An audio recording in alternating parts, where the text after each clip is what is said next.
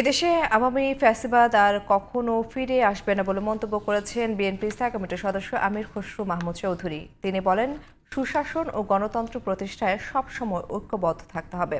আর জামাতে ইসলামের সহকারী সেক্রেটারি এহসান মাহবুব জুবায়ের বলেন, ২৪-এ ফ্যাসিবাদের পতনে যে ঐক্য তৈরি হয়েছিল সেটি যেন হারিয়ে না যায়।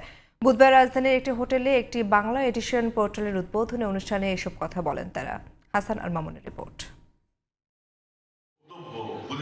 বুধবার রাজধানীর একটি হোটেলে বাংলা এডিশনের পোর্টালের আত্মপ্রকাশের উদ্বোধনী অনুষ্ঠান হয়। এতে উপস্থিত ছিলেন সমাজকল্যাণ উপদেষ্টা শারমিন এস মুর্শিদ সহ বিভিন্ন রাজনৈতিক দলের নেতারা।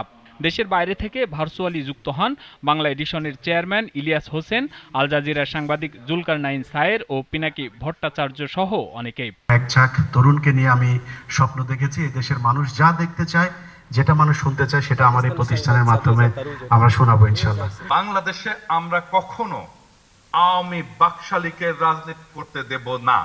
বাংলাদেশে আমরা কখনো ভারতীয় আগ্রাসনকে জায়গা দেব না। রাজনৈতিক দলের নেতারা বলেন, ভারতের সাথে বন্ধুত্ব করেছিল জিয়াউর রহমান, আর তা শত্রুতায় পরিণত করে আওয়ামী লীগ। নতুন রাষ্ট্র গঠনের কাজ শুরু হয়, সরকার নির্বাচন আসে পরে। আগে রাষ্ট্র বানান, তারপরে সরকার করেন। প্রথমে ১ নম্বর কাজ হলো জাতীয় ঐক্য না, ভারতের দালালদের মুক্ত করতে হবে বাংলাদেশ থেকে, তাহলেই তো ঐক্য হবে। এ সময় সমাজকল্যাণ উপদেষ্টা শারমিন এস মুর্শিদ বলেন, ২৪-এর গণ অভ্যুত্থানের ১ বছর পার হলেও দেশে সাম্য সৃষ্টি করা যায়নি। এই আধুনিক সভ্যতা ভিড় করে আছে পাশ্চাত্য পুঁজিবাদী পিতৃতান্ত্রিকতার ওপর। এই সভ্যতা কোনোদিন সাম্য তৈরি করতে পারেনি। স্বাধীন সার্বভৌমত্ব রক্ষায় ঐক্যবদ্ধ থাকতে কোনো মতানৈক্য নেই বলে জানান বিএনপি ও জামায়াত নেতারা। ভিন্নমত তো থাকবেই, ভিন্নমত আছে বলে তো আমরা ভিন্ন ভিন্ন দল করেছি, কিন্তু যতটুকু ঐক্যমত হবে সেই জায়গাটুকু তো আমরা এগিয়ে যেতে পারি। ২৪-এর যে অক্ষ ছিল সেই অক্ষটা যাতে আমরা হারিয়ে না ফেলি, এটাই আমাদের সবচেয়ে বড় শক্তি।